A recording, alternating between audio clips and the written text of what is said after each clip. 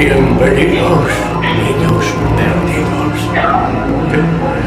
En los próximos minutos estará prohibido crecer.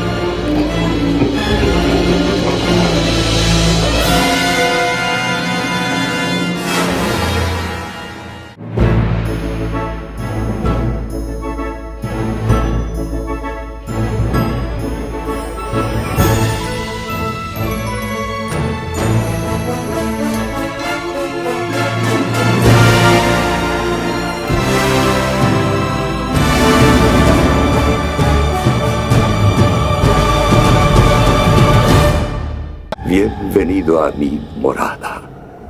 Entre libremente por su propia voluntad y deje parte de la felicidad que trae. Hoy en Nunca Jamás celebramos Halloween. ¿Y de qué mejor manera que hablando de Drácula de Bram Stoker? Yo soy Drácula Bassi. Algunas de las historias más increíbles que se han contado alguna vez tienen la participación de monstruos en ellas. Y si hay una criatura malévola que cualquier persona en el mundo conoce, sin duda sería el vampiro. ¡Un vampiro! Este personaje, extremadamente famoso y con apariciones estelares en todo tipo de medios, es mucho más que un simple chupasangre o la fantasía de muchas adolescentes alrededor del mundo. En realidad, el vampiro es un monstruo con un impacto simbólico muy interesante y más profundo de lo que creéis. Primero que nada, es importante mencionar que el concepto de los vampiros es extremadamente viejo y multicultural. Remontándonos a la Edad Media, podemos encontrar textos estudiando este concepto, muchas veces tratándolo como algo real y la razón detrás de muchas epidemias y muertes misteriosas. En la literatura, sin embargo, es John Polidori quien tomó el término y lo inmortalizó para siempre. Así es, no fue Bram Stoker con su libro de Drácula, como muchos creen, sino la historia corta de Polidori, el vampiro, la que llevó a este monstruo a la conciencia popular. Claro está que Bram Stoker ayudó a crear un mito mucho más tangible, con poderes, habilidades y debilidades que se han marcado a fuego en el sistema mágico que suele girar en torno a esta criatura. Jamás bebo vino. Drácula parte de la existencia de Vlad Tepes, un personaje histórico situado en la Rumanía del siglo XV y conocido por su heroicidad contra la invasión otomana. A partir de esta historia y de no pocas leyendas acerca de él, Bram Stoker escribe esta magistral novela en forma de diarios y cartas que los personajes van intercambiándose. Drácula es una obra trascendental de la literatura gótica, que abrió un nuevo camino en la novela de terror y que instauró la figura del aristócrata transilvano como arquetipo del mal y modelo de seducción perversa. Sus páginas han sido fuentes inagotables de innumerables adaptaciones cinematográficas. Curiosamente, Bram Stoker falleció sin conocer la fama y sin éxito financiero, y no fue hasta 10 años después de su muerte cuando su obra tomó relevancia, sobre todo debido a la demanda que se le interpuso a la película Nosferatu. Adaptaciones del Señor de la Noche hay millones, y el mito del vampiro se ha llevado a la gran pantalla en infinidad de veces con mayor o menor éxito. Pero hoy quiero hablaros de la que para mí es la mejor obra que nos habla de Drácula. Estamos hablando de la película de Francis Ford Coppola, Drácula de Bram Stoker. Yo soy Drácula. La película es fiel al libro de Bram Stoker, así que el origen del personaje es el mismo, y todo apunta a que está inspirado en Vlad Dracula. Se trata de un príncipe rumano que vivió en el siglo XV, conocido por su ira y brutalidad, especialmente contra los enemigos y traidores. Era conocido como el Empalador, por su gusto por empalar a gente. Se cree que mandó matar a más de 100.000 personas, y disfrutaba asistiendo a las muertes más lentas y crueles, las que habitualmente incluían torturas y sufrimientos extremos hasta el momento final. La historia de la creación de esta película comenzó cuando una joven actriz de nombre Winona Ryder se encontró con un guión escrito por James Hart. La chica se fue corriendo a enseñarle el guión al director Francis Ford Coppola, ya que después de no poder trabajar con él en la película El Padrino 3 debido a mucho agotamiento, ambos acordaron que cuando encontraran un guión en el que pudieran colaborar, se avisarían. Cuando Coppola leyó el guión, supo que tenía entre manos una genial historia y rápidamente se puso manos a la obra, ya que se rumoreaba que existían varias adaptaciones de vampiros que se van a llevar a cabo. O empezamos en el momento en que nacían las tinieblas, como yo lo llamo. La historia le encantó, sí, pero el guión fue reescrito hasta 50 veces para dar con el definitivo. Coppola confió tanto en el proyecto que además de ser el director, se arriesgó a producirlo a través de su compañía, la American Zoetrope, a pesar de que ésta sufría graves problemas financieros. Coppola se asoció con Columbia Pictures para su distribución y se aprobaron 40 millones de presupuesto. A pesar de que Winona Ryder fue la que empezó todo este proyecto, no tuvo ningún privilegio y tuvo que audicionar para conseguir su papel, teniendo que pelear con Drew Barrymore para conseguir el papel de Mina. Wilhelmina Murray. Para el papel de la prometida de Mina, Jonathan, Winona Ryder presionó para que contrataran a su pareja en aquella época, Johnny Depp. Coppola aceptó, pero Columbia se negó rotundamente. Columbia quería que el papel fuera interpretado por algún actor que hiciera que las chicas jóvenes de la época acudieran al cine en masa para verlo. Por eso pensaron en Christian Slater. No me estarás mintiendo. Pero este rechazó el papel y finalmente el elegido fue Keanu Reeves. Para el papel del mejor cazavampiros del mundo se pensó en Liam Neeson, pero los productores se enteraron que en aquella época Anthony Hopkins estaba interesado en interpretar a Van Helsing y directamente se lo ofrecieron a él.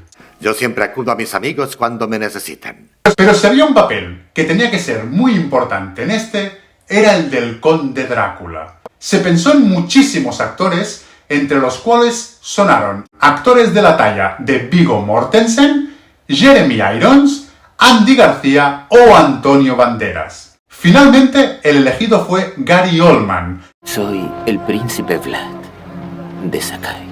Porque en su prueba con Winona Ryder fue el que más gustó. Un príncipe, nada menos. Yo soy su servidor.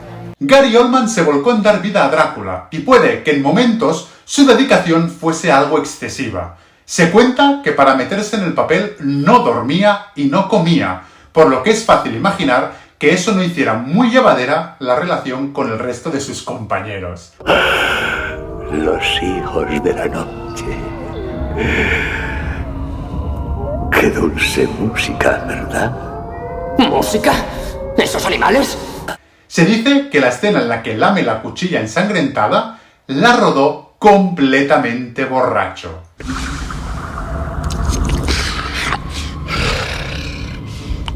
Coppola quería que los efectos especiales se realizaran con los métodos del cine clásico, nada de las nuevas tecnologías que se usaban en aquella época. Por este motivo decidió contratar a su hijo Roman Coppola. Para alterar la gravedad ponían la cámara de lado, inclinando también un poco el decorado para que sucediesen cosas extrañas. Otro ejemplo es cuando vemos corriendo a las ratas boca abajo, mientras Harker entra a lo que parecen ser las mazmorras. Lo que se hizo es una exposición doble, os explico. Primero, filmaron a la rata con la cámara boca abajo, usando un parasol especial para que el negativo no quedara expuesto. Después, rebobinaron el negativo y le dieron la vuelta a la cámara, la alinearon con otro parasol especial y se prepararon para la entrada de Keanu Reeves. De esta manera consiguieron que las dos filmaciones quedaran en la misma imagen. Apenas se grabó en exteriores y todo está recreado en estudio. La película se rodó en los antiguos estudios MGM en Florida.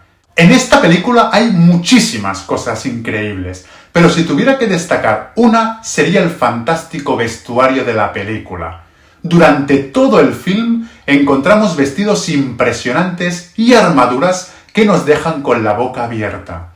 La encargada de diseñar el fantástico y maravilloso vestuario de Drácula fue Eiko Ishioka. La diseñadora partía de una premisa: el vestuario debía ser el escenario de la película, Por tanto, debía tener casi todo el protagonismo dentro de la escena.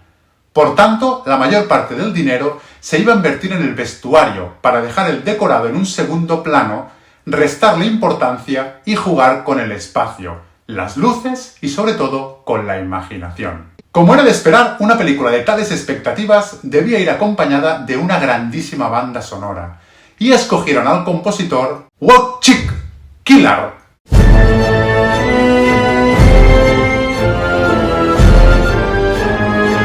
Estoy seguro que lo he pronunciado fatal, pero entendedme, es imposible este nombre. Él compuso toda la banda sonora, excepto el último tema de la cinta, llamada Canción de amor para un vampiro, que lo compuso la famosa cantautora británica Annie Lennox.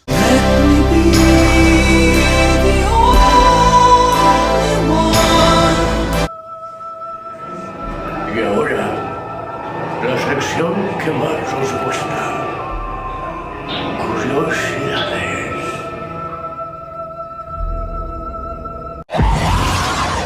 Antes del rodaje, los actores convivieron durante una semana en el rancho de Coppola, en Napa, California. Fue allí donde el director coordinó sesiones de juegos teatrales, lectura e improvisación. Esto es algo poco común en grandes producciones. También puso a disposición de los actores una biblioteca con temática ocultista.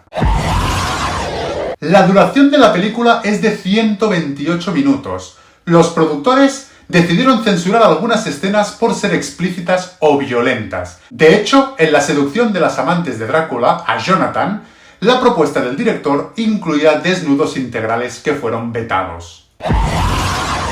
En Drácula hay 3 actores que interpretan a 2 personajes diferentes. Empezamos por Winona Ryder, quien da vida en primer lugar a la mujer de Drácula, Elisabetta, y a la reencarnación de esta y esposa de Harker, Mina Murray.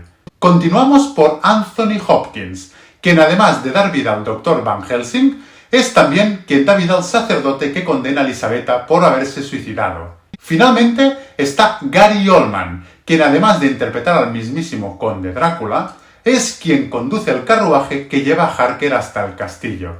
Este detalle, además, es algo que se insinúa en la novela. La película es una recreación bastante fiel al libro de Bram Stoker, pero hay ciertos matices, y el más importante es que el protagonista es muchísimo más humano. La película es más romántica que el libro y se centra más en la historia de amor que en el hecho de que el protagonista sea un vampiro como tal. Tanto es así que crea un romance que en la novela no existe en ningún momento.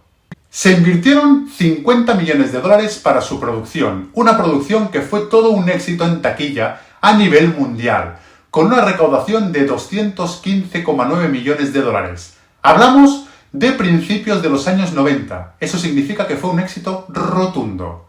Además, ganó 3 de los 4 premios Oscars a los que fue nominada: Mejor edición de sonido, Mejor diseño de vestuario y Mejor maquillaje. Drácula de Bram Stoker es una obra de arte hecha película.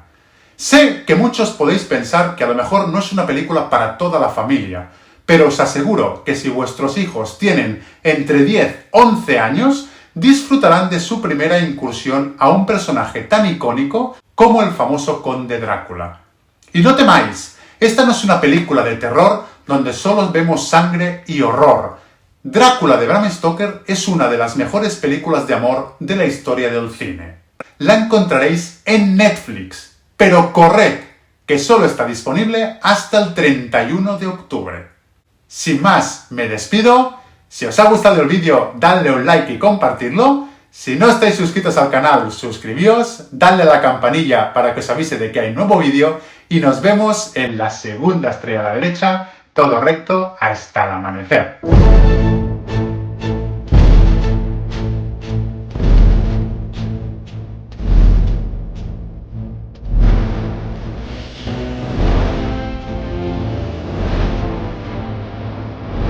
Soy el vampiro más famoso, más malo y tenebroso que llega de ultramar.